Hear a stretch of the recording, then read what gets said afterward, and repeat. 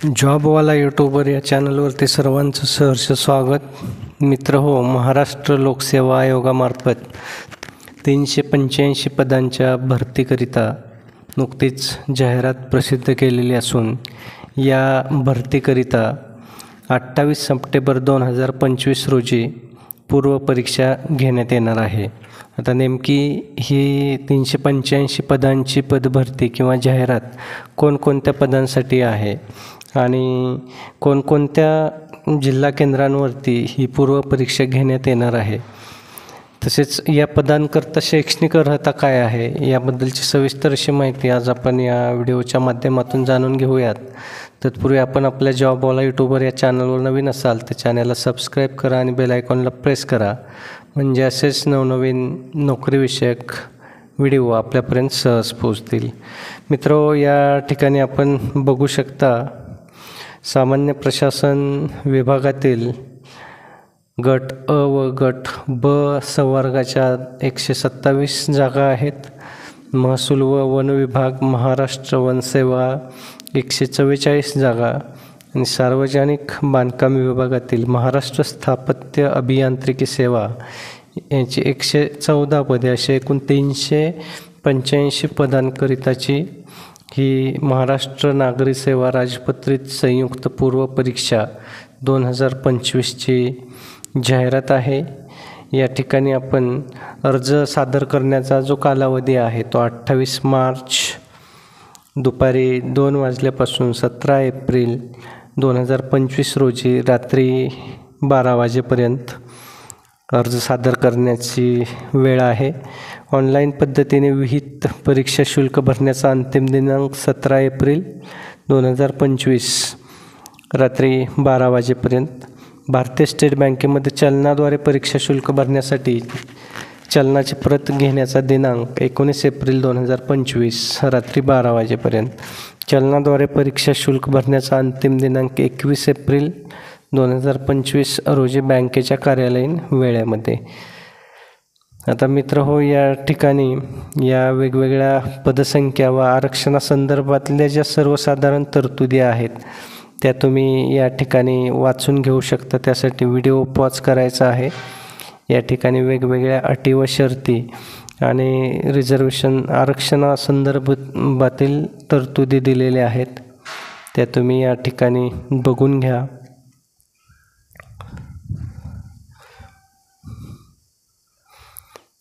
खेळाडू आरक्षण असेल, जातनिहाय आरक्षण असेल, अपंगांचं आरक्षण असेल, अशा सर्वांच्या, दिव्यांगांचं आरक्षण असेल, या ठिकाणी आपण या वेगवेगळ्या तरतुदी आहेत त्या तुम्ही या ठिकाणी बघू शकता. दिव्यांग उमेदवारांसाठी लेखनिक घ्यायचं असेल तर त्यासाठी सुद्धा अटी आणि शर्ती या ठिकाणी दिलेल्या आहेत, त्या तुम्ही व्हिडिओ पॉज करून वाचून घ्यायच्या आहेत. अनाथांचं आरक्षण असेल, अनाथांच्या आरक्षणाच्या सुद्धा अटी शर्ती या ठिकाणी दिलेल्या आहेत. आता पात्रता, भारतीय नागरिकत्व असावं. वयोमर्यादा जी आहे ती 18 वर्ष किंवा 19 वर्ष असणार आहे.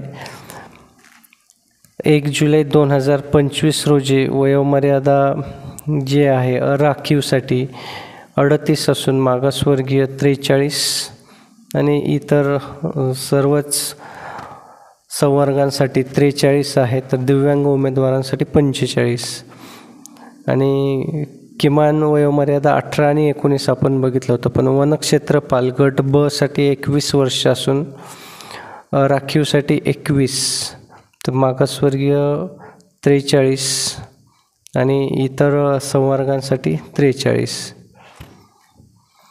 तर ज्या संवर्गासाठी सेवा प्रवेश नियमानुसार वयोमर्यादा गणनेची विशिष्ट तरतुदी विहित केलेली असेल त्याप्रमाणेच वयोमर्यादा गणण्यात येईल, याची सर्व उमेदवारांनी नोंद घ्यावयाची आहे.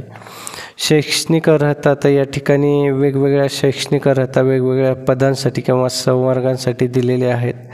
सहाय्यक प्रादेशिक परिवहन अधिकारी गट अ यासाठीची शैक्षणिक अर्हता यांत्रिकी किंवा स्वयंचलित ऑटोमोबाईल अभियांत्रिकीमधील किमान 4 वर्षाची पदवी मुख्य परीक्षेचा अर्ज सादर करण्याच्या शेवटच्या तारखेला गिअर्स, हलकी मोटार वाहने आणि परिवहन वाहने, अवजड मालवाहू वाहने व अवजड प्रवासी वाहने यासह मोटरसायकल चालवण्यासाठी प्राधिकृत करणाऱ्या सक्षम प्राधिकरणाने दिलेले वाहन चालवण्याचे वैध लायसन आवश्यक. मुख्य परीक्षेचा अर्ज सादर करण्याच्या शेवटच्या तारखेला अवजड मालवाहू वाहने किंवा यथास्थिती अवजड प्रवासी वाहने अथवा अवजड मालवाहू वाहने व अवजड प्रवासी वाहने ही वाहने चालवण्याचे वैध लायसन धारण करत नसेल तर परिवीक्षा कालावधी पूर्ण होण्यापूर्वी असे वाहन चालवण्याचे लायसन प्राप्त करणे अनिवार्य, अन्यथा सेवा समाप्त करण्यास प्राप्त. कोणताही खंड न पडता वाहन चालवण्याच्या लायसनचे वेळोवेळी नूतनीकरण करणे आवश्यक राहील. तर महाराष्ट्र वनसेवा वनक्षेत्रपाल गट ब संवर्गाकरिता कोणत्याही शाखेतील पदवी, आता इथं वेगवेगळ्या शाखा दिलेल्या आहेत त्या तुम्ही पाहू शकता.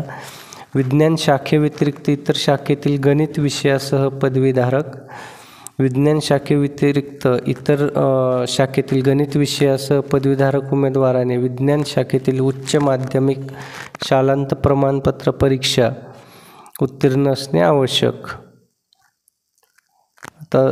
नंतर संगणक आणि तंत्रज्ञान अभियांत्रिकीची अर्हता धारण करणारे उमेदवारसुद्धा वनक्षेत्रपाल पदासाठी अर्ज करण्यास पात्र राहतील.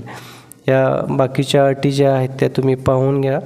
महाराष्ट्र स्थापत्य अभियांत्रिकी सेवा परीक्षा मान्यताप्राप्त विद्यापीठाची स्थापत्य अभियांत्रिकीमधील पदवी किंवा महाराष्ट्र शासनाने त्या पदवीशी समतुल्य असल्याचे घोषित केलेले तत्सम अर्हता, त्यामध्ये B.Tech civil and water management, B.Tech structural, civil and environment, construction engineering technology, Marathi भाषेचे ज्ञान आवश्यक.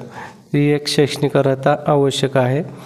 अर्हता गणण्याचा दिनांक जो आहे तो मुख्य परीक्षेकरता अर्ज स्वीकारण्यासाठी विहित अंतिम दिनांकापर्यंत किंवा त्यापूर्वी विहित शैक्षणिक अर्हता धारण करणे अनिवार्य आहे.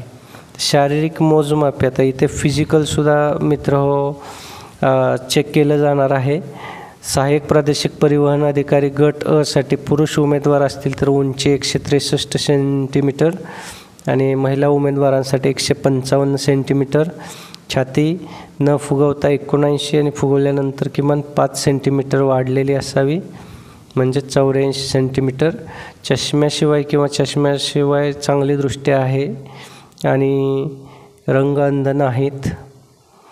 तसंच सेम महिला उमेदवारांकरता दृष्टीसंदर्भात अर्हता असायला हवी आहे.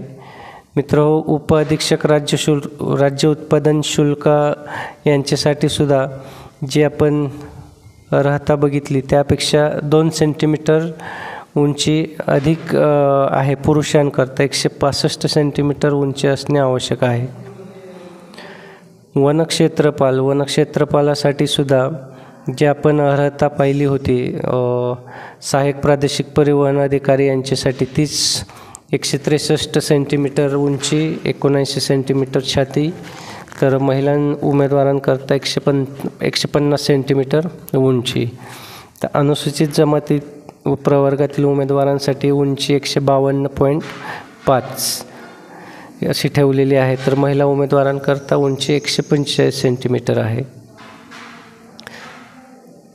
नंतर मित्र वनक्षेत्रपाल या पदासाठी पुरुष व महिला उमेदवारांच्या अनुक्रमे 25 किलोमीटर आणि 16 किलोमीटर अशी 4 तासात चालून पूर्ण करण्याची शारीरिक क्षमता असणे आवश्यक राहील.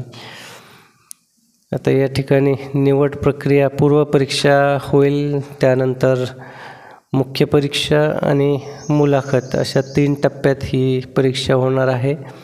त्यासंबंधी या ठिकाणी काही मुद्दे दिलेले आहेत ते तुम्ही वाचू शकता. पूर्वपरीक्षासाठी अर्ज करण्याची पद्धत जी आहे ती या ठिकाणी ऑनलाईन पद्धत असणार आहे. त्यासाठी खातं निर्माण करावं लागणार आहे, ती या ठिकाणी आपण पाहू शकता. आणि त्यासाठी जे आवश्यक प्रमाणपत्रे किंवा कागदपत्रे आहेत ते अपलोड करतेवेळी कोणत्या साईजचे असावेत या संदर्भात काही सूचना दिलेल्या आहेत, त्या तुम्ही या ठिकाणी वाचून घ्या. मित्र, अर्ज सादर करण्याचं संकेतस्थळ जे आहे ते आपण MPSCच्या संकेतस्थळावरती गेल्यानंतर त्या ठिकाणी आपल्याला अर्ज सादर करण्याचं संकेतस्थळ मिळेल किंवा डायरेक्ट आपण mpsconline.gov.in या संकेतस्थळावरती जाऊन अर्ज सादर करू शकता. आपल्याला जर या जाहिरातीसंदर्भात काही सूचना आणि सविस्तर माहिती वाचायची असेल तर आपण mpsc.gov.in या संकेतस्थळावरती जाऊ शकता किंवा या व्हिडिओच्या डिस्क्रिप्शन बॉक्समध्ये MPSCची वेबसाईट किंवा लिंक दिलेली आहे. त्या लिंकवर जाऊनसुद्धा आपण सविस्तर जाहिरात बघू शकता आणि त्याप्रमाणे आपला अर्ज सादर करू शकता. जिल्हा केंद्र निवडताना आपल्याला चॉईस असणार आहे. आपण जे जिल्हा केंद्र निवडू, फक्त जर त्या ठिकाणी जागा उपलब्ध नसतील तर ते जिल्हा केंद्र आपल्याला निवडता येणार नाही किंवा एखादं जिल्हा केंद्र आपण निवडलं परंतु जर अलॉटमेंटच्या वेळेस ते फुल झालेलं असेल तर तुम्हाला दुसऱ्या जिल्हा केंद्राच्या नजीकच्या जिल्हा केंद्राच्या ठिकाणी आपला नंबर लागू शकतो. तर परीक्षा शुल्काचा भरणा जो आहे तो मागास वर्गासाठी 544 रुपये, तर मागासवर्गीय अनाथ दिव्यांगांसाठी 344 रुपये असं शुल्क असणार आहे आणि ते शुल्क ना परतावा म्हणजे नॉन रिफंडेबल असणार आहे. हे शुल्क आपण ऑनलाईन पद्धतीने भरू शकता. त्याबाबतचे सविस्तर टिप्स किंवा मुद्दे या ठिकाणी दिलेले आहेत, ते आपण वाचून घ्या. तर मुख्य परीक्षेस प्रवेश, अंतिम गुणवत्ता यादी तयार केली जाईल पूर्व परीक्षेची आणि त्यानुसार निवड केली जाईल. तर अशा प्रकारे ही चांगली संधी मित्र MPSCच्या माध्यमातून आलेली आहे. तरी आपण सर्वांनी व्यवस्थित असा अर्ज भरायचा आहे आणि हॉल तिकीट जे आहे ते उमेदवारांना आपल्या माहिती भरताना जो आपण मोबाईल नंबर देणार आहात त्या नंबरवरती आपल्याला मॅसेज किंवा संदेश प्राप्त होईल आणि MPSCच्या संकेतस्थळावरती सुद्धा 8 दिवस अगोदर तशी सूचना संकेतस्थळावरती प्रसिद्ध करण्यात येईल. त्यानंतर आपण ते ओळखपत्र डाउनलोड करून घेऊ शकता. मित्र, व्हिडिओ आवडला असेल तर व्हिडिओला लाईक करा आणि जास्तीत जास्त आपल्या मित्रांपर्यंत हा व्हिडिओ पोहोचवा, म्हणजे ते सुद्धा MPSC म्हणजेच महाराष्ट्र लोकसेवा आयोगाच्या माध्यमातून सरकारी नोकरीची जी संधी मिळत आहे त्या संधीचं सोनं करू शकतील. धन्यवाद.